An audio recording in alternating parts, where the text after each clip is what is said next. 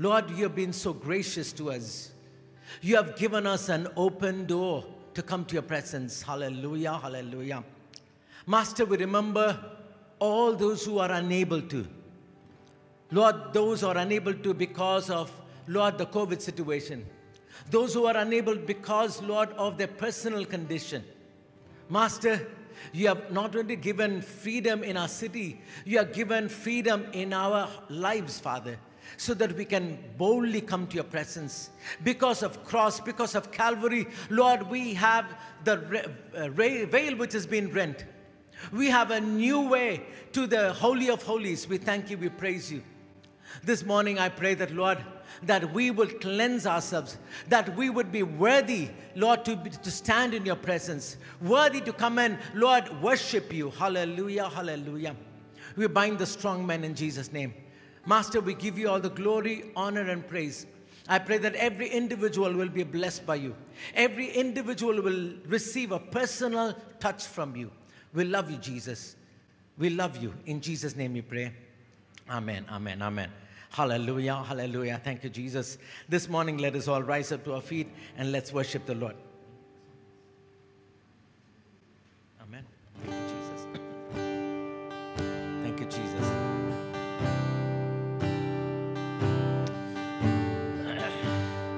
One of the problems we have these days is with the air we breathe. The very air is polluted. That's why, we all wear masks. But we have come to the presence of God where we have a different air. The air of the presence of God. Where you and I can feel free, feel strong, feel healthy to inhale this air. Amen. Hallelujah. This is the air I breathe. This is the air I breathe. This is the air I breathe. Your holy presence living in me.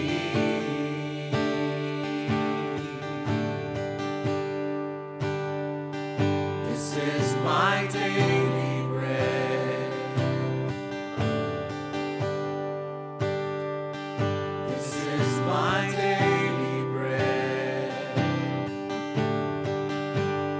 Your very word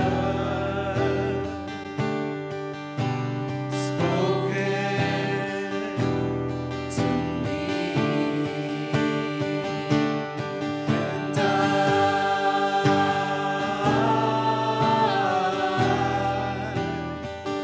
I'm desperate for you.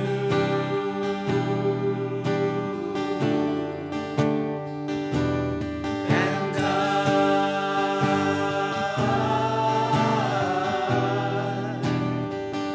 I'm lost without you.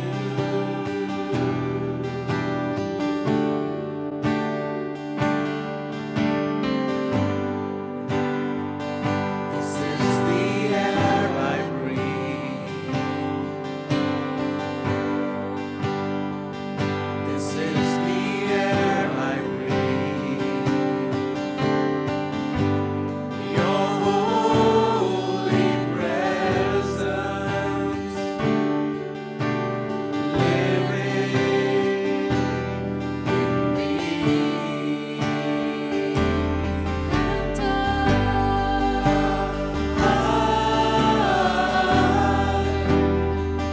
I'm desperate for you.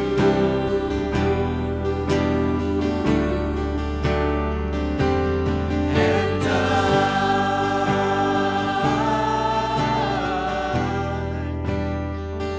I'm lost without you. Church, last night, several people called because only at that time they make up their mind to come to church today. I've said this many times, it is good, helpful for us to plan these days the services, because we have a lot of restrictions. But there was one elderly person who wanted to come, and he called thrice.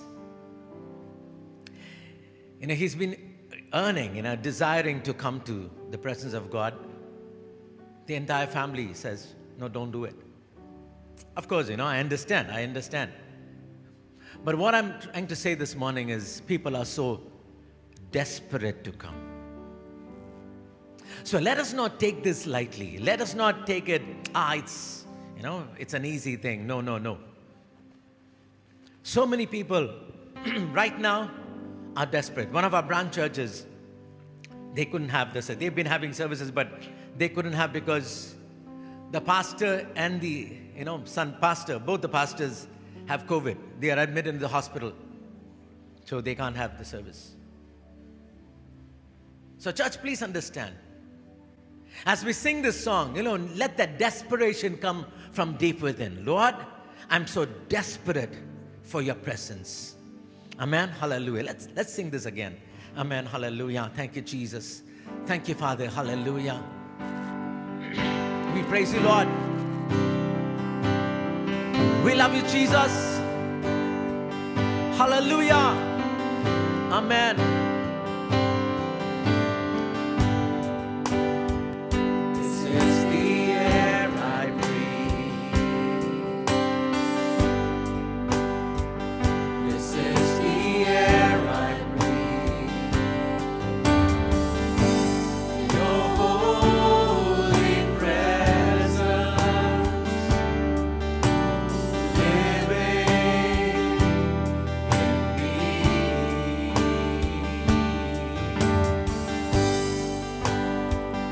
This is my daily bread. This is my daily bread. Your very word spoken to me, and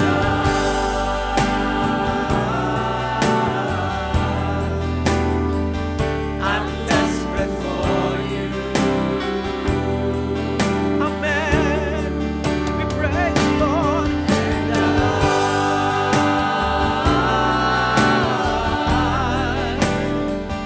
I'm lost without you. And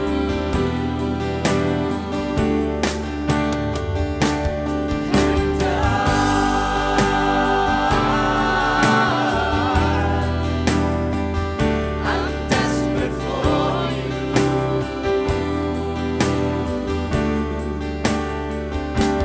And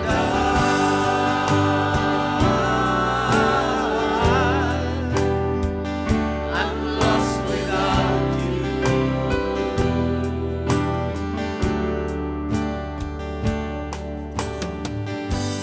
Hallelujah. Thank you, Jesus. We praise you, Lord. Hallelujah. I'm lost without you is to say, Lord, my life is meaningless without you. My life is worthless without you. Hallelujah, hallelujah. I don't have an identity without you, Lord. I'm lost without you. I'm lost without you.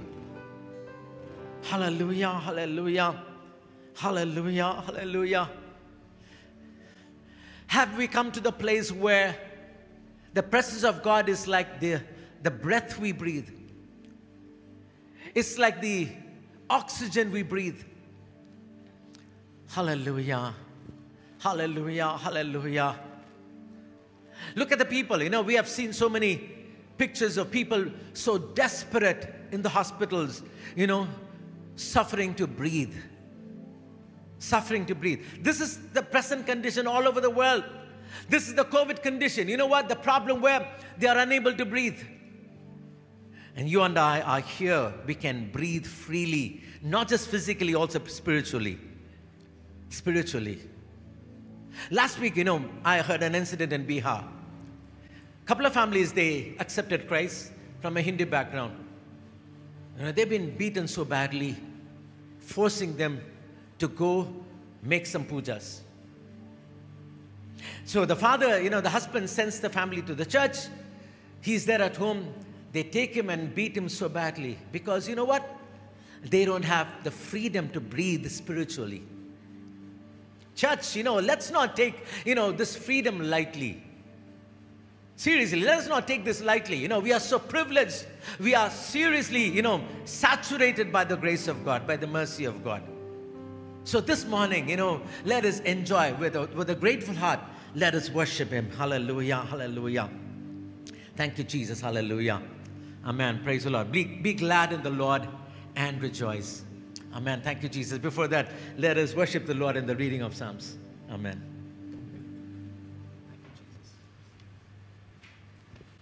Good morning, church. Today's Bible reading is from Psalm 16. Psalm 16, 1-6.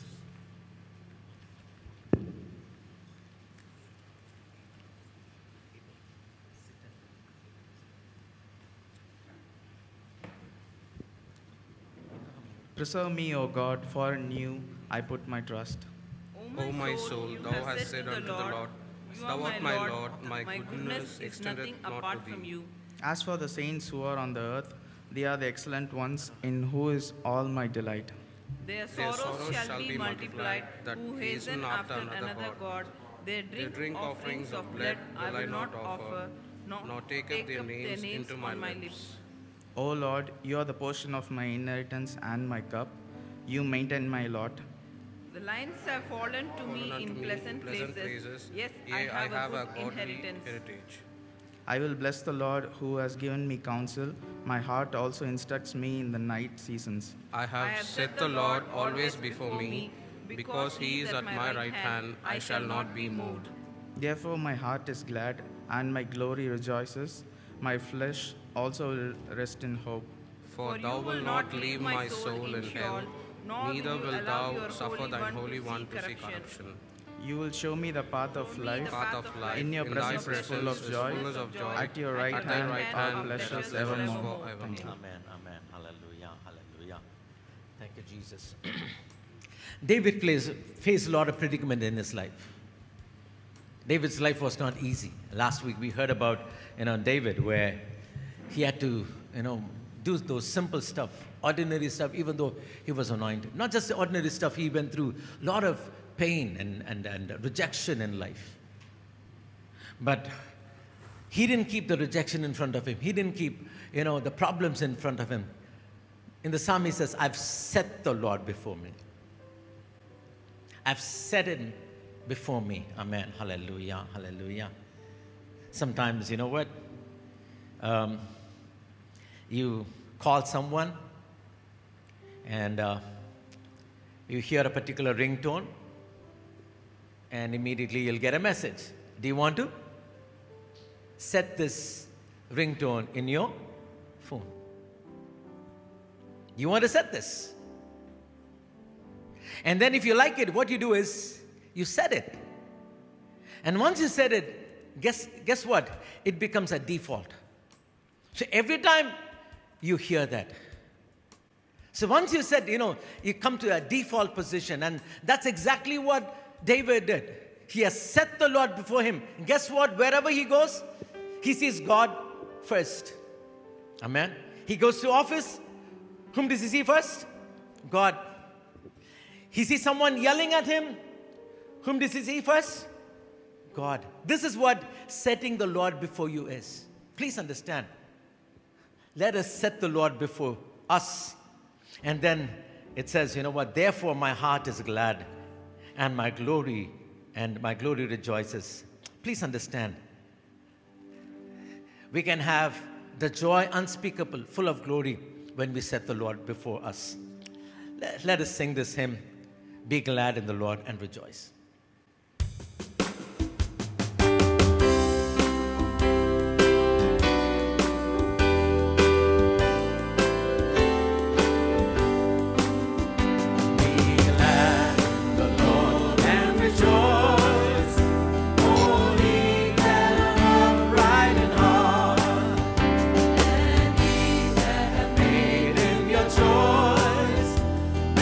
Sadness and sorrow depart.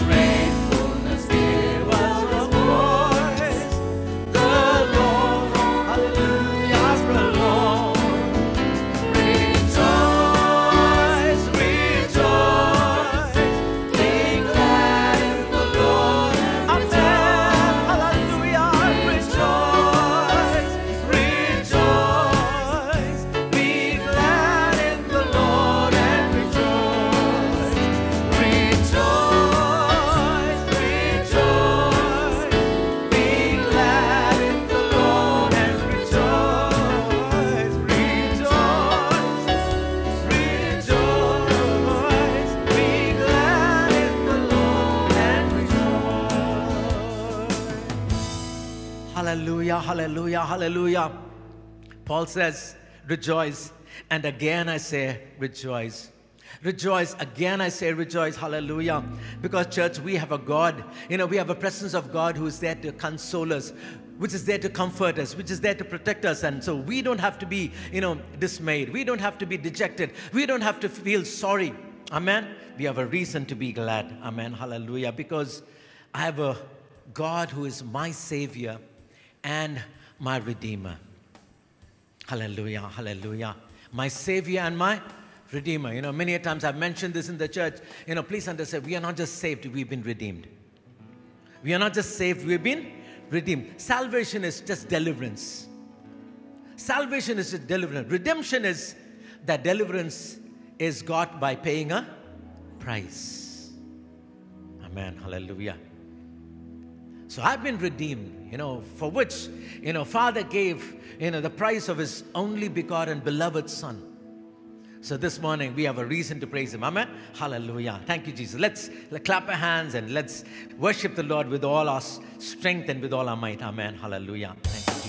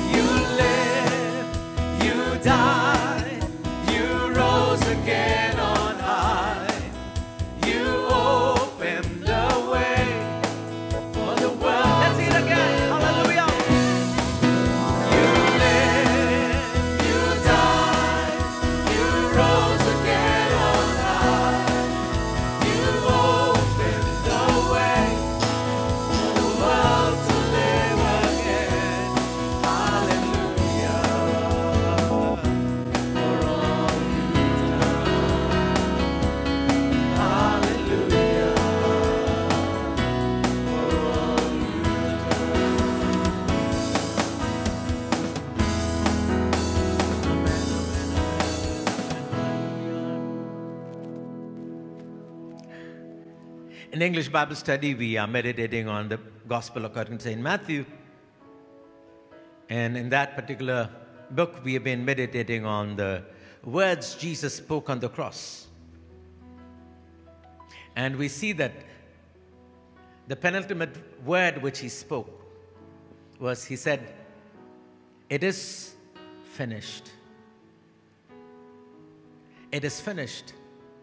It is done. It is accomplished." There's nothing, anyone needs to do regarding the salvation. He has finished. He has paid the price in full. So this morning, as we sing, Lord, thank you for all you have done. Thank you for all that you have done. Thank you, Lord. Thank you, Jesus. Hallelujah. Thank you, Master. We praise you, Lord. Hallelujah. Thank you, Jesus. Master, we want to thank you, praise you. Because what you did for us is complete. We don't need another person's help. We don't need another saint. We don't need another spiritual person, a guru or a pastor. You have paid it all. And this morning, Father, help us to completely inherit, receive that. Help us to completely accept that the full salvation is in your name. And Master, give us, Lord, that wisdom, that understanding to be grateful and to praise you with all our heart. Hallelujah, hallelujah. Many times, Lord, we don't adequately praise you because we don't consider you finishing our salvation, Lord, work. Thank you, Lord. Thank you, Master, for completing our salvation so that we don't have to pay even a penny for our salvation. We love you. We give you all the glory, honor, and praise. In Jesus' name we pray. Amen. Amen. Please be seated. Praise be to God. Amen. Shall we look unto the Lord to speak to us Hallelujah. through this sermon? Our gracious Heavenly Father, we thank you for this time. Amen. Lord, it's a privilege for us to worship you Amen. and to hear from you. Lord Jesus, speak to each and every one of us this morning. As we hear your word, let our hearts be enlightened with the word. And Lord, teach us what to do in our lives and glorify your name. In Jesus' name we pray. Amen. Amen. This morning I want to speak about a person who looked around and looked at himself and looked above. Amen. A man who looked around and looked himself and looked above. He is no one but Solomon, King Solomon. Amen. He has written 4 books in the Old Testament. As we know that he wrote a single psalm, and then the book of Proverbs, Ecclesiastes, and the Song of Solomon. Today I want to turn our attention, focus my preaching on the Ecclesiastes, the book of Ecclesiastes. Amen. In Hebrew language, it is called as Gehalet. That means the one who gathers. Amen. In other words, the one who gives a call, a preacher. In Greek, it was translated as Ecclesiastes, out of which the English translation came as Ecclesiastes. The meaning of Ecclesiastes is the one who preaches in the congregation. Amen. Hallelujah. And again, the Old Testament books are divided into various parts, and one such division is called as Megillot. The meaning of the Megillot, the 5 books comes under Megillot. Ruth, Esther, Ecclesiastes, Lamentations, and the Song of Solomon. All the 5 books comes under Megillot. And these Megillot books are normally read during Jewish festivals. And this Ecclesiastes was specially read on the day of Pentecost. Amen. When God's people celebrated the Pentecost festival, it was customary in those days to read this book. Well, what is so special about this book? You know, the Jewish tradition says King Solomon, when he was young, he wrote the Song of Solomon. When he was at the mid-age, you know, in his 30s and 40s, and he wrote the Proverbs. And when he became old, at the aged life, he wrote this Ecclesiastes. That is why, you know, he always talks about having pleasure and joy in the book of Song of Solomon. And then he gives a lot of advices in the book of Proverbs. And then when we come to Ecclesiastes, he says, life has got no meaning, everything is in vanity. And this word vanity is approximately found in this book almost for 35 or 36 times. You know, the other common term that we see here in this book is under the sun, which comes about almost 29 times. Well, you know, the preacher, the one who wrote this book, King Solomon, he looked around.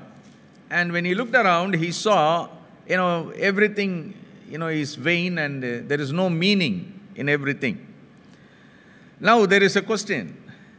Can the book of Ecclesiastes, you know, some say that, you know, can we consider this to be the word of God?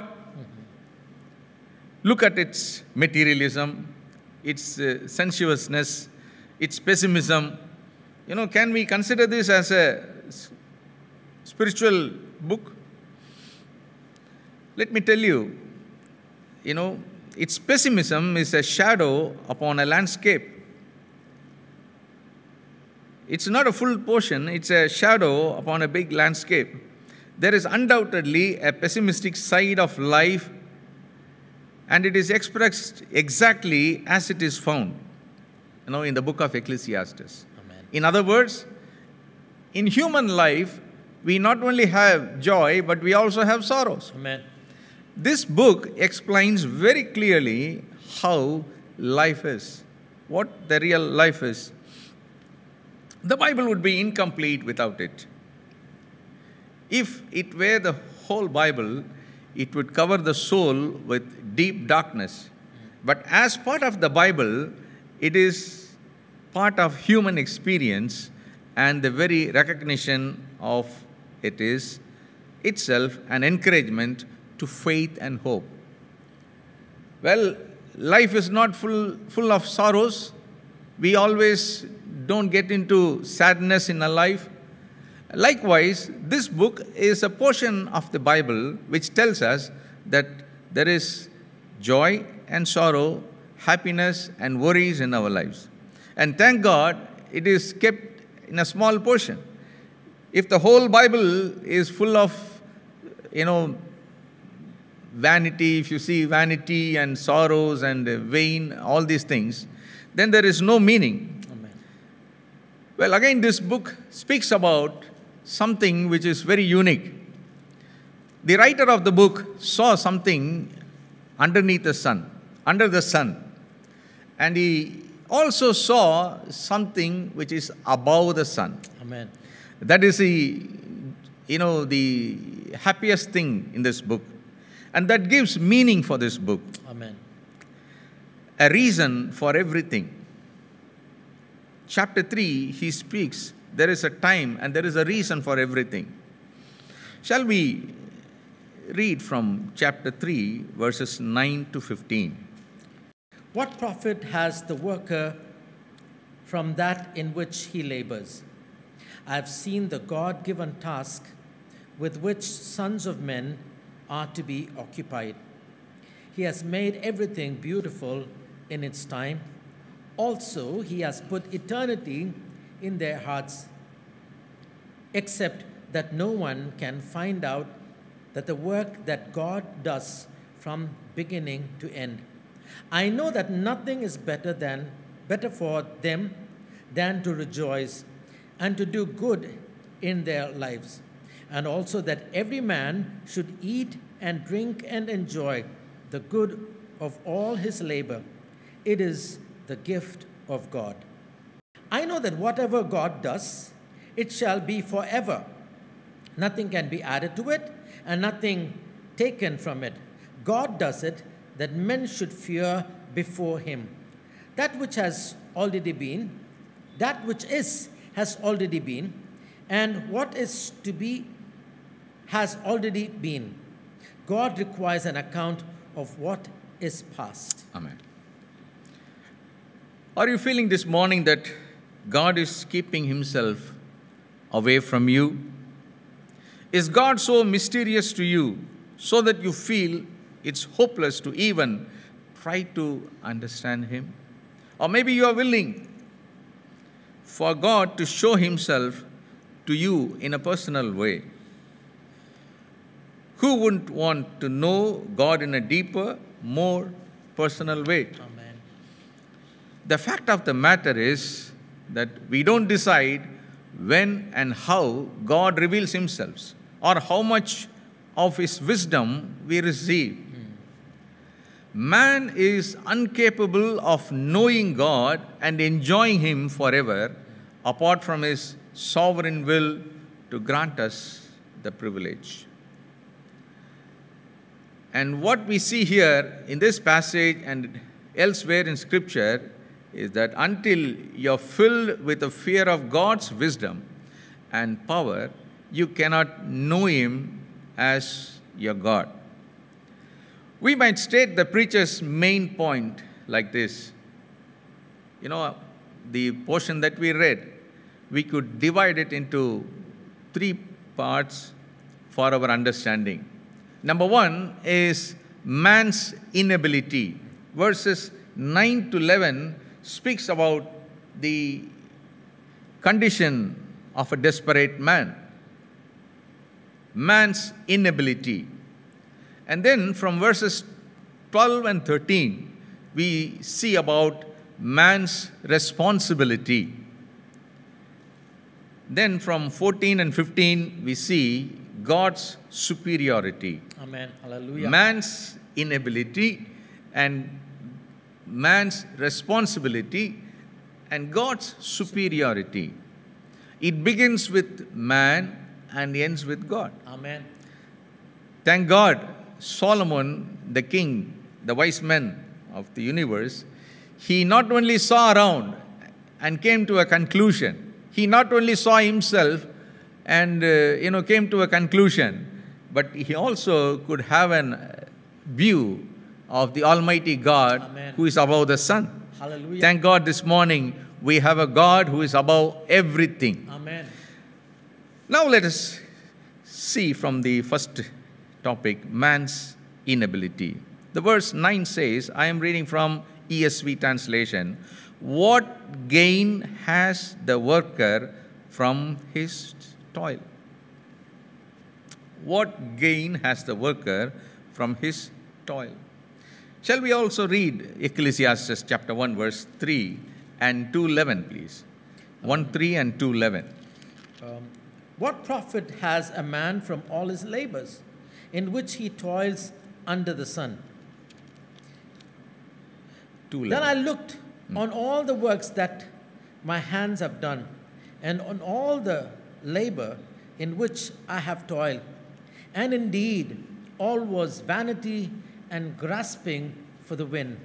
There was no profit under the sun. A man who had built a big palace and the first temple for God, it was a masterpiece. Amen.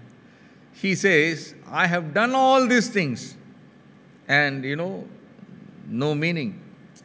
What profit the man gets? Man has no profit of his labor since his time is so short to enjoy it and he leaves it to another. That is his statement. We all have a short span of life. One man acquires wealth and somebody else enjoys it. And we don't know who enjoys it and who is going to live. And, it's a continuous cycle. Sometimes it's a time for one thing, and sometimes it is for contrary. In life, there is mystery to solve. We don't know what our future is. There are speculative difficulties in our lives. The works and the ways of God are too great for our feeble and finite nature to comprehend. Many times we don't understand what God is doing because our human brain cannot comprehend the greatest wisdom of our God. And therefore he says, in life we have, what benefit we have, what gain the worker gets from his toil, from his work. In the book of Haggai we read, the wages is being earned, and that gets into the pocket with holes. The pocket with holes. It goes in vain. You sow bountifully and you reap sparingly. The harvest is very little. Why? There is no meaning in our toil. Beloved, life is full of mysteries. We cannot understand the ways of God. We may learn much and yet may leave much unlearned and probably unlearnable. We try to learn things. Some acquire information through others, and many we learn things through our experiences. But yet, there are times that we don't understand what God is doing. We get into speculative difficulties in our lives. And we also get into practical difficulties in our lives. What are the speculative difficulties? We speculate. These things are going to happen in our lives. Number one, we have to solve this. Number two, when that problem comes, we have to solve that one. How we are going to do it. These are all speculative difficulties. But there are practical difficulties in our day-to-day lives. What profit hath he that worketh or laboreth? Amen. When we have difficulties, many times we think there is no meaning. There is no meaning in my toil. There is no meaning in my work. I always have difficulties. I always go through turmoil. I always face struggles and, I cannot move forward. And the Bible very clearly says in verse 10, chapter 3, Ecclesiastes 3:10, the Bible very clearly says what we have to do. I have seen the God-given task with which the sons of men are to be occupied. Thank you. God-given task. That task is not given by any man, Amen. Not your company, not your boss, but we should always understand any task that is given to us is from above. Amen. In Amen. life, there is much work to do. Many of us, we sweat, we labor hard, we do a lot of hard work. And some people, they have a lot of mental work. In human life, there is no easy going. We all have to work. And the task is assigned by the Lord. Many of us, we get dissatisfied with the present work. I've seen young people jumping from company after company. They migrate from one place to the other, expecting progress, expecting a prosperity, expecting a promotion. But I tell you, wherever you are, understand it is a God-given task for you. It may be your work, it may be your ministry, it may be a family. It is a God-given gift. God has appointed you. God has given you the task to fulfill in your area. And He has given a task for me to fulfill in my area. And we cannot have an easy going. If you don't work, then we can't eat also. That's what Paul says to the Thessalonian believers. They were expecting the Lord's return, and they were not working, and Paul had to rebuke them. If you don't work, then you can't eat. Beloved, I tell you this morning, we are dissatisfied with our present lives. Family life, not satisfied. A man who wrote this, he had all the pleasures of life. He had the name, the fame, the influence, the wealth, the sensual pleasures, what not, the food. The Bible talks about the food. In 1 King, chapter 4, if you read, his menu was almost 100 goats every day, apart from oxen and other things. So he knew what is food. He knew what is sensual pleasure.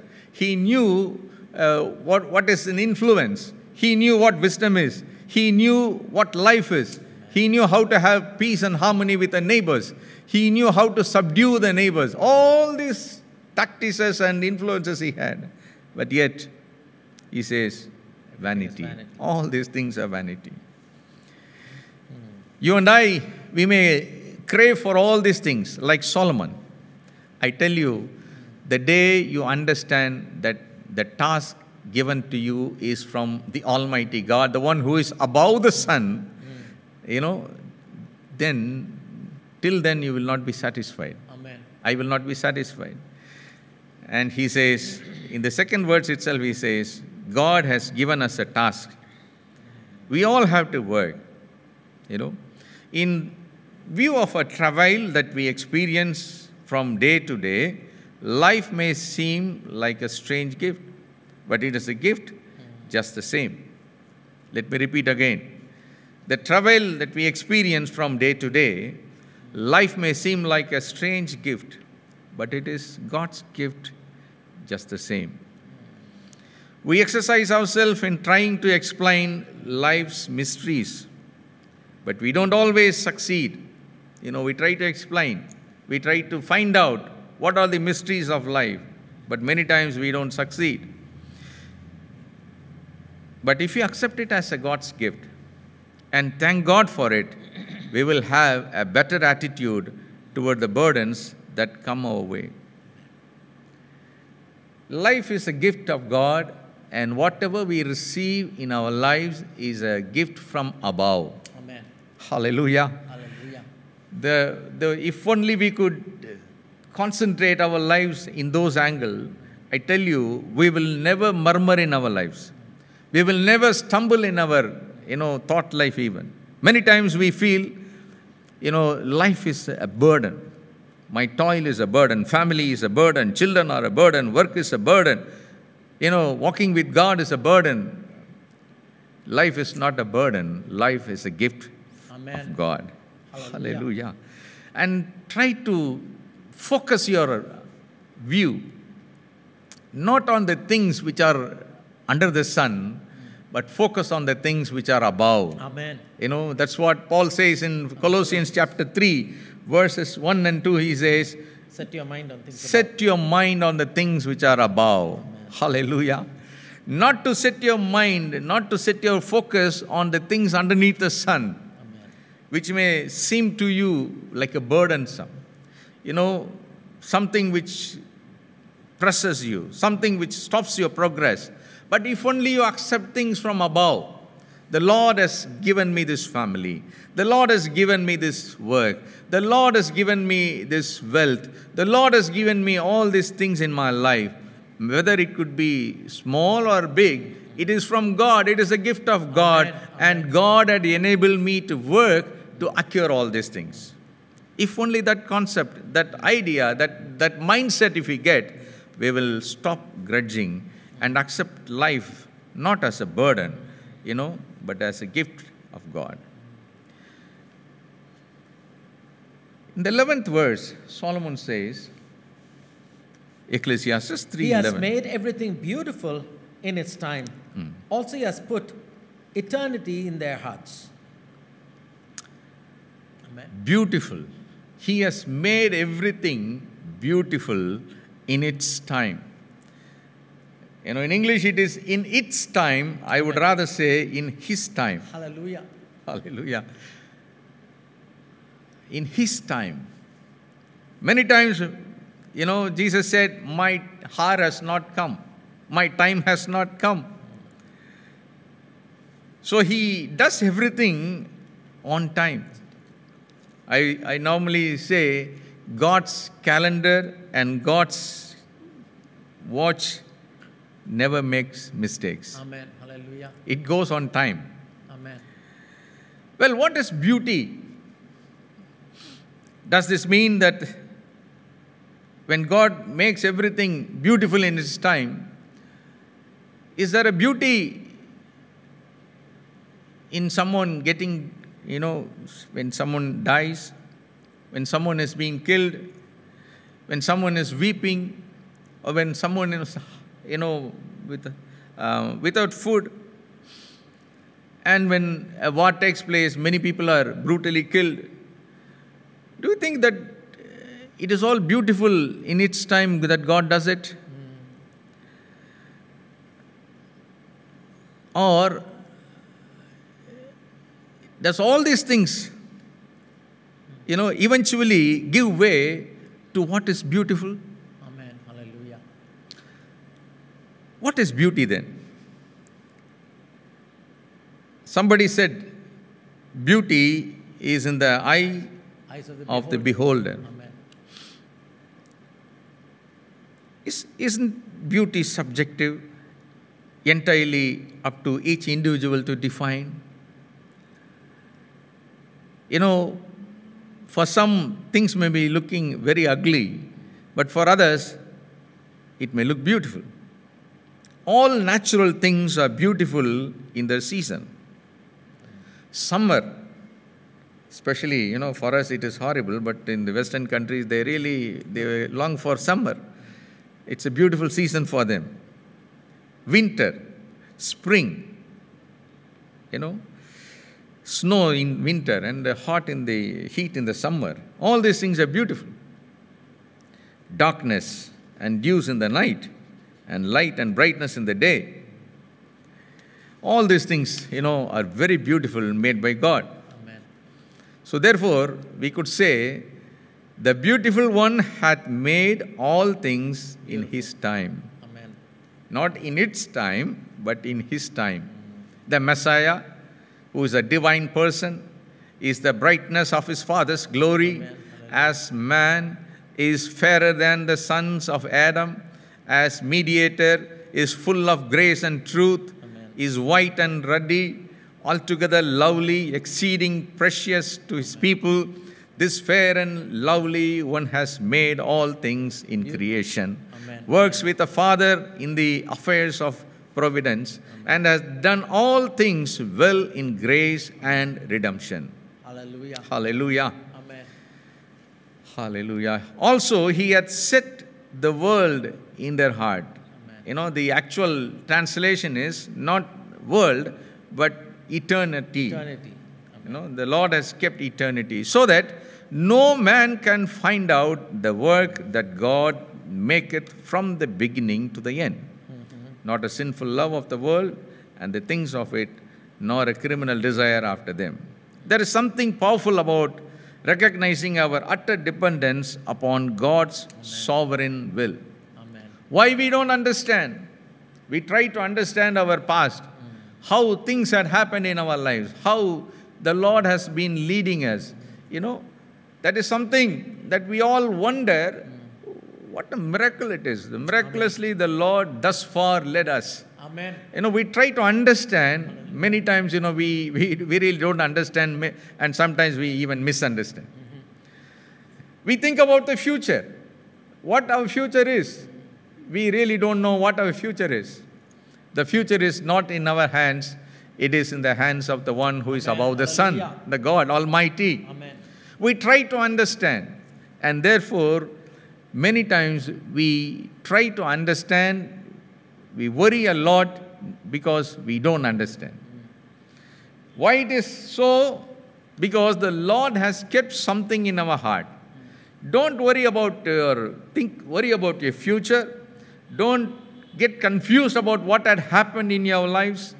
But there is something more that you all have to do. That is to submit yourself to the will of God. That everything that happens in my life, the Lord who is beautiful, the Lord who is the creator, the Lord who makes everything in His own time, has done good things in my life, and the same God is doing good things in my life, and He will accomplish even in my future whatever is good unto me. Amen. Thank God and we praise God. Hallelujah. For we have a God who is full of goodness and mercy. Amen. He says, surely goodness and mercy, as the psalmist says, shall follow me all the days of my life. Even the future is in our God's hands. Amen. He has placed eternity. The human mind naturally begins to ask questions like this. I have a grandson, who always puts various questions before me. He asks me, Tata, what is this? Then when I try to explain to him, then he asks the second question, who made this? And then he will say, how are we going to use this? So, even though we think it is a childish mentality, we also sometimes, we ask various questions to find the meaning of our Almighty God. The Bible says very clearly in the 11th verse, Ecclesiastes 3:11, we don't understand, we really can't find the meaning for all these things. The natural human mind cannot understand. These questions, we may have in our heart. Man's life is linked to eternity. When God created man in His own image and was given dominion over creation, according to Genesis chapter 1, verses 26 to 28, we see that God created man and gave him a dominion. Man is a different person from the rest of the creation. He has eternity. In King James Version, the word is there, in his heart, and is linked to heaven. Man was created in the image. God is an eternal God, and man is also created for eternity. Amen.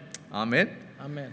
So this explains why nobody, even including Solomon, can be satisfied with his or her endeavors and achievements, or is able to explain, the difficulties of life.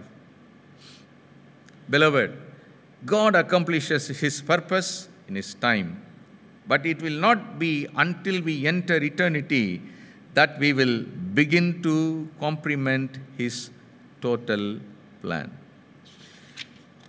I have seen people answering me, when I go to heaven, I will find the meaning for this question.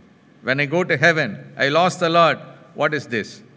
So therefore, we may not understand what God has been doing in our lives, but yet God has kept eternity. We are kept for eternity, and there we will find the meaning in eternity. Amen. Then we go to the second part. Man's responsibility, verses from 12 and 13. 12 and 13, Ecclesiastes 3, 12 and 13. I know that nothing is better for them than to rejoice and to do good in their lives, and also that every man should eat and drink and enjoy the good of all his labor. It is the gift of God. Thank God there is a good news. Even though, our toil, our labor, our work doesn't make any meaning, there is something to enjoy. Amen. Hallelujah. There is something that we get. We don't get, I don't say that we get zero out of all our toil. There is something to rejoice with. Man's responsibility. Bible says, rejoice. when the Bible talks about, rejoice, there are two cautions that I would like to give before you. Rejoice the labor, the fruit of your labor, not somebody's labor. We live in a world where people wanted to achieve great things at the expense of others. I don't work. When somebody works, I take the credit. I say, I have done it. It is my work. It is my achievement. It is my labor. That is the society that we live. Many places people do that. So when Bible talks about rejoice, number one warning is, see that you don't have the happiness and gladness at the expense of others. Mm-hmm. I've seen people going to hotels, friends going to hotels, and then after, having all the food and all, they will tell, come on man, you pay the bill. I eat, you pay. Well, I don't say it is wrong. If it is, in friendship, in love, if it is done well. But rejoicing, many times, people, they exploit others at the expense of others, by swindling others. People wanted to enjoy life. The Bible doesn't talk about it. Amen. And then some people, they go out of limit. I enjoy. So don't ask me any question. It's a time of joy. Mm-hmm. It's a time of recreation. I will do whatever I want. Don't stop me. Don't put rules and regulations. That also Bible doesn't allow. Uncontrolled, unchecked enjoyment. Therefore, the Bible says, let's not get into temptation. We need to watch and pray. Rejoice with your limits.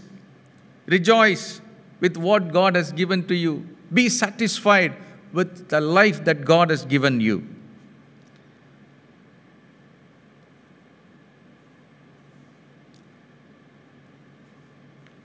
If you would rejoice in the good things which God gives you under the sun, cherish a grateful sensibility. What God has given to you, you feel love for.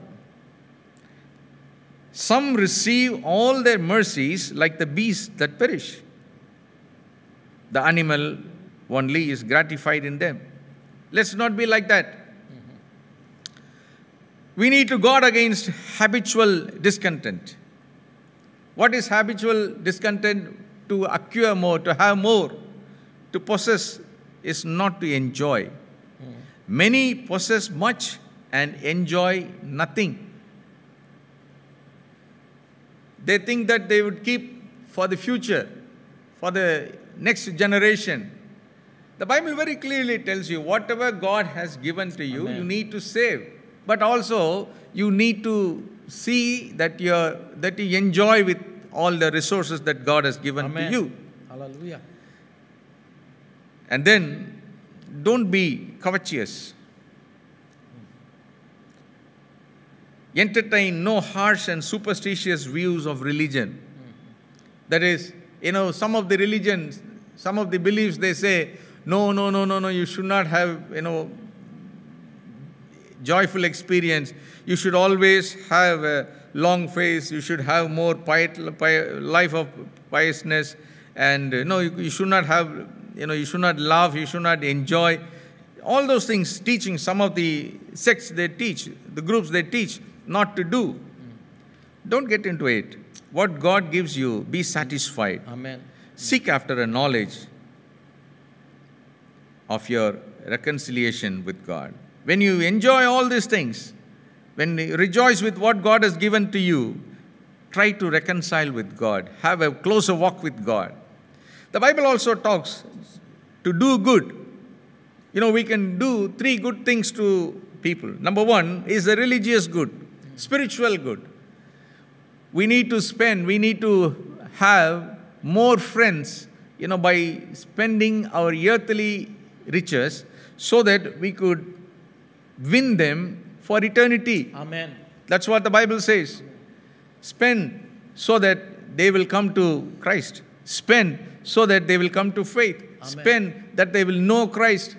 Hallelujah. Right? That is a spiritual good that we can do. And then we can also give intellectual good.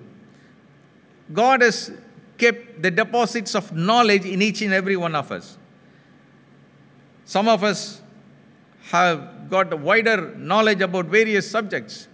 We can always impart our knowledge, the intellectual knowledge, to the other people and doing good, especially those who need knowledge. Maybe you are a teacher or a lecturer, try to give the maximum to your students. Thereby, we do good things. And then we can also do a corporal good. A group of people, a community can be developed. A people who live with an underprivileged life. No food, no clothing, no shelter. Sometimes they don't get a good meal, a single meal a day. No education. To such a community, we can always do a corporate work to uplift them. So these are all the things that we can do. In what manner are we to do it? We need to do it immediately. Amen. And with diligence. God does everything in His time, and you and I have to do things on time. Amen. Immediately and with diligence. And we need to do it extensively and with impartiality. Amen. Let's not show any partiality.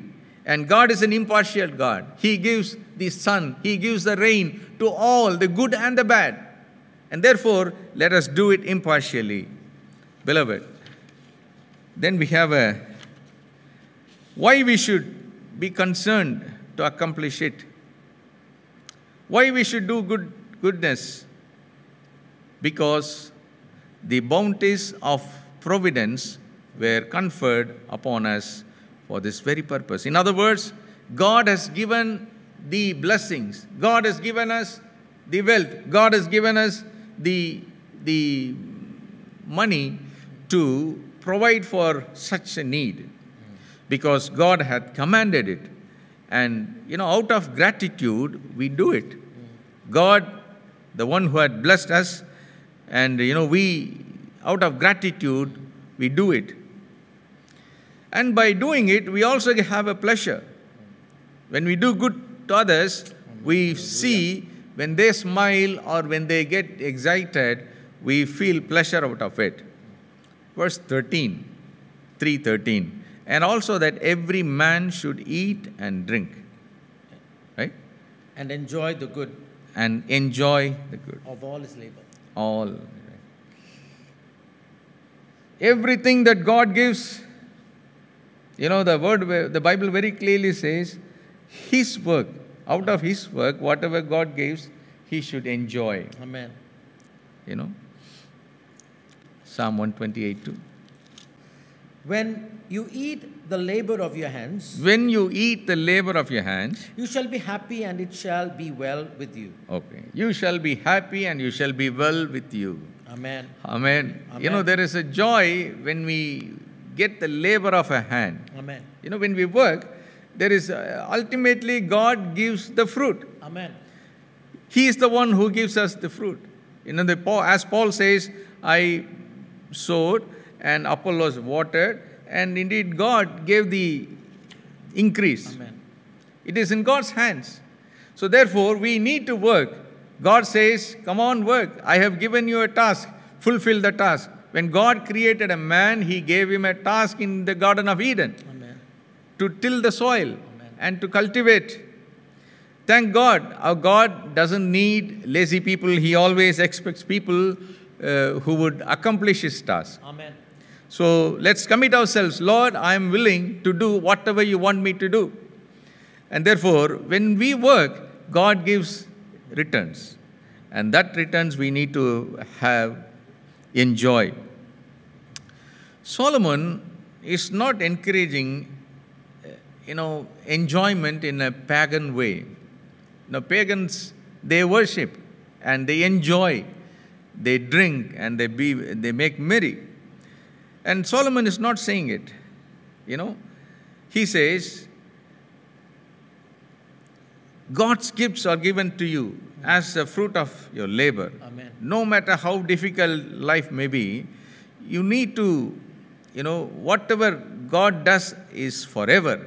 And you should know that God gives you this so that you thank God for all that He had given to you. Amen. That is a real joy. That is a real rejoicing life. Thank God. Be content. Be satisfied. And tell Him, Lord, it's because of you. And Lord, you are the source and you are the author of all these good things. Whatever God does is forever. There was a Methodist preacher by name William Sangster.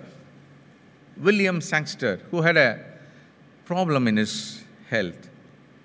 They call it as muscular atrophy, a breakdown, a muscular breakdown. A man who could not move, who could not get well as well. He made 4 resolutions in his life. The history tells the 4 resolutions are as follows. Number 1, I will never complain. A man who is immobile, who cannot move, he makes certain commitments before life. I will never complain. Amen. I will keep the home bright. Amen. I cannot move, but yet I will keep the home bright. I will count my blessings instead of counting my sickness, Amen. instead of counting my inabilities, instead of counting all the negative things in my life. I will count the blessings of God. And then 4, I will try to turn it to gain. My immobility, I will convert into gain. Amen. Amen. Amen. This should be our right approach, beloved. This morning, let me tell you, instead of murmuring, instead of worrying about what we don't have, what we not have, let us try to say, Lord, thank you for what you have given to me. My earnings are less, but yet, Lord, I thank you that you have given me something in my hands. Lord, my wealth is very less, but Lord, thank you for so much for giving me at least this wealth. Amen. Amen. That should be our attitude. However, Solomon doesn't say, don't worry and be happy. He's promoting, he's not saying, don't worry about anything. But he's saying, have faith in God. Not faith in faith, but faith upon the Lord, who is able to do more than what we think and ask for. Amen. Amen. Amen. Hallelujah. The greatest object of faith is our Lord. Amen. Hallelujah. We can trust Him. We can always trust Him. Thank you, Lord, for providing whatever we need and more than what we need. The third thing that we are going to see from this passage is God's superiority. Number 1, we have seen man's inability. Number 2, we have seen man's responsibility. The third one we are going to see is God's superiority. Verse 14, Ecclesiastes 3:14. I know that whatever God does, it shall be forever. Nothing can be added to it, and nothing taken from it. God does it that men should fear before Him. Amen. That which has already been, that what is to be, has already been. God requires an account of what is past. Until you fear God's power, you cannot know His love. Let me repeat again. Until you fear God's power, you cannot know His love. There are three things that we should notice about the acts of God. Number one, the parameters of the acts of God. The parameters, the yard, the measuring yard of the acts of God. You know, God always works in an eternal way because He is an eternal God. He has kept eternity in human heart. Amen. Amen. And whatever He works, whatever He does is not temporal but eternal. That's why we see whatever God does, it shall be forever. Let's think about His revelation. Let's think about His redemption. And let us think about His regeneration. You know, these are all eternal. His revelation. In 1 Peter chapter 1 verse 23, we read, having been born again, not of corruptible seed, but incorruptible, through the word of God, which lives and abides forever. The Bible talks about God's word, which is eternal. He revealed Himself. In the beginning was the Word, an incorruptible Word, Amen. An eternal Word. Amen. Even before the world was created, this Word was with the Father. The Word became flesh. So His revelation is eternal. Isaiah 40, chapter 40 and verse 8. Isaiah chapter 40 and verse 8. The grass withers, the flower fades, but the word of God, word of our God stands forever. Amen. Amen. The word of God Stands forever. stands forever. God reveals Himself through His word, and that stands forever. The grass withers, the flower fades, but His word, His revelation, it's forever. Amen. Then it's His redemption. His redemption. But this man, after he had offered one sacrifice for sins forever, sat down at the right hand of God. Amen. For there is only one God and one mediator God and man. between God and man. And the man Christ Jesus, Hallelujah. who gave Himself a ransom for all, to be testified in due time. That's what we read in the Bible. Redemption, His redemption. Then His regeneration. Right? Jesus, talking about to the wise man, He says, mostly assuredly I say to you, unless one is born of water and the Spirit, he cannot enter the kingdom of God. To Nicodemus, Jesus says. And in John 10:28, He says,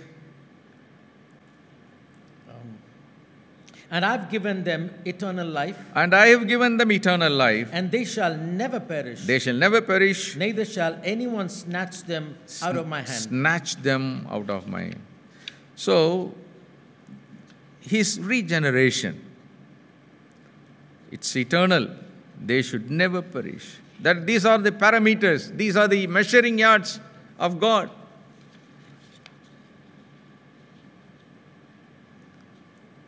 Which says, whatever God does, it shall be forever.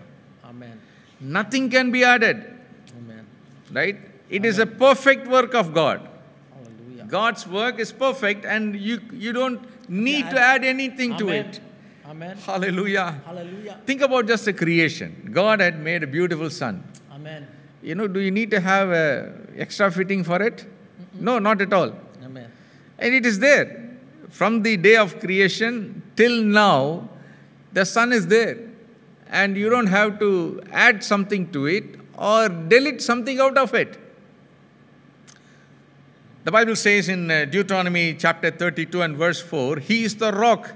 His work is perfect. Hallelujah. His work is perfect. Nothing can be added, nothing to be added, because He has done everything in a perfect way in His time. Thank God. Amen. You and I are made perfect. Hallelujah. God has made everything beautifully and nothing lacks in it. Understand the work of His creation, the various seasons that God has created. Right? So, and then the several kinds of creature that God has made on this earth. Amen. Think about the sea, the air, right? All these things. When someone dies, when an individual dies, the specimen, our bones, they remain on the earth. But our soul lives eternally. Amen. And you cannot add anything to it. Amen. And the decrees of God, all the things that God made, even His word, the prophetical word in the Bible, the prophecies which are written in the Bible, all perfect, and you don't have to add anything to it, and you cannot delete anything out of it. Thank God, His work is perfect. And then the purpose. We should also note the purpose of God's works. 3:14.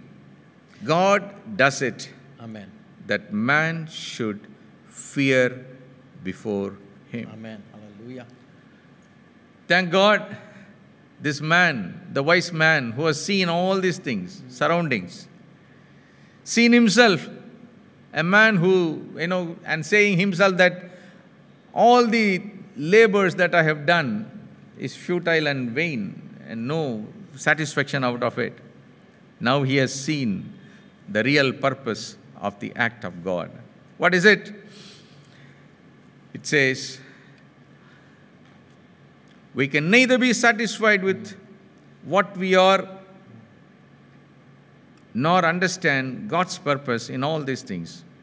We can only humbly accept what we are in this world and confess our faith that God's way is right. Amen. Hallelujah. Amen. Isaiah chapter 59 and verse 18. Isaiah 59:18. According to their deeds, accordingly He will repay. Fury to His adversaries, recompense to His enemies. The coastlands He will fully repay. So shall they fear. So shall they fear the name of the Lord from the west. Enough. Okay.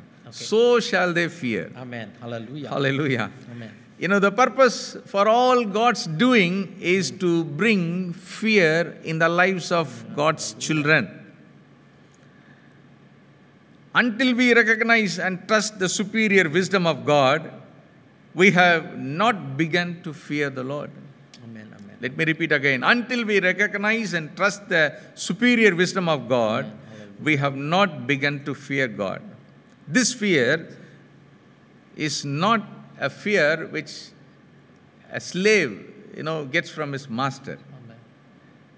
Amen. A fear which would always think about punishment or casting away by the master.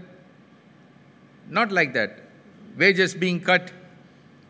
But this fear is a reverential fear Amen. Between a father and the son. Hallelujah. Hallelujah. The proper attitude for us to fear the Lord is like a relationship between a father and the son. We need to submit ourselves, not assuming, but recognizing that, Lord, I really don't know what is happening. I really don't know what had happened and how things had happened. But I know one thing, Lord. You are a master of everything. And you are a creator of everything. And you are the one who does everything in your time. And I submit myself to your perfect will.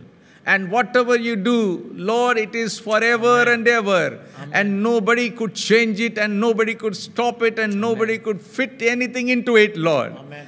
Hallelujah. Even the devil cannot do anything, Lord. Whatever your plans for me, hallelujah. And Lord, you will fulfill all your plans in my life, oh Master, in due time. Amen.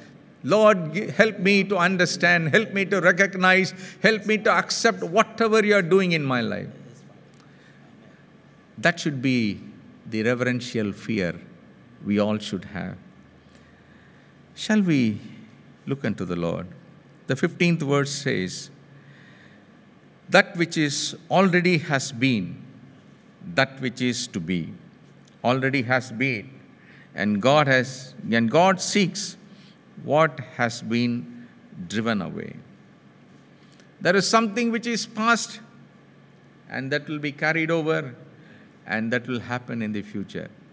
God's goodness was in the past, and that is now in our lives, and it will be carried over even in our future.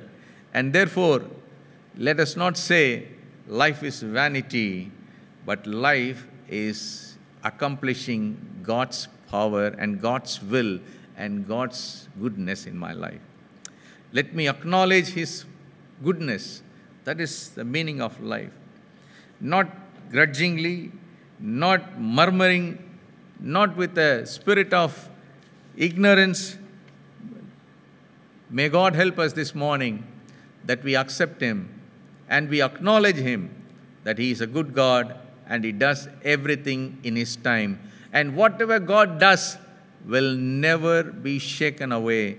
It is forever because He has kept eternity in our hearts. May God bless you.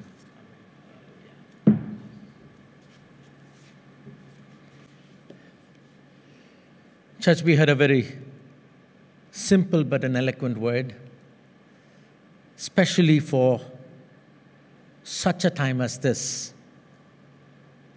If we are going to just concentrate on man's inability, then we are going to get irritable in our life. We are going to get frustrated. I know that this morning a lot of people are in frustration. It's mainly because, we just concentrate on man's inability. And if we are going to concentrate, that is under the sun, we are going to be irritable. It's going to be frustrating. Let us realize our responsibility. Let us realize our role and also understand God is superior. God is above everything. There is someone above the sun. Hallelujah, hallelujah, hallelujah. To be content, to be happy, and to have the fear of God. To have a sense of awe. Shall we look to the Lord in prayer? Heavenly Father, Lord, you're still on the throne. Things are so chaotic. Every day, Lord, we open our eyes to a life which is so ambiguous, Lord, which is so hazy and so dark and bleak. There's nothing, Lord, which gives us assurance, but this morning you gave us a sure word. Lord, you helped us to look above, to set our mind on things above. And this morning, Lord, if there's anyone who is so insecure, anyone who is afraid, anyone who is dejected or depressed, I pray that, Lord, you'll help them to see, set their minds so that they can see things which is above. Amen. That you are superior, Father. You are above all circumstance. Hallelujah, hallelujah. Bless your people, Father. Let no one be dejected. Amen. Hallelujah. You have everything still under your control. We love you and we acknowledge, we confess those things. Yes, you are under control of everything, Father. We love you. Bless your people. In Jesus' name we pray. Amen, amen, amen. May God bless you. May God bless you. Amen.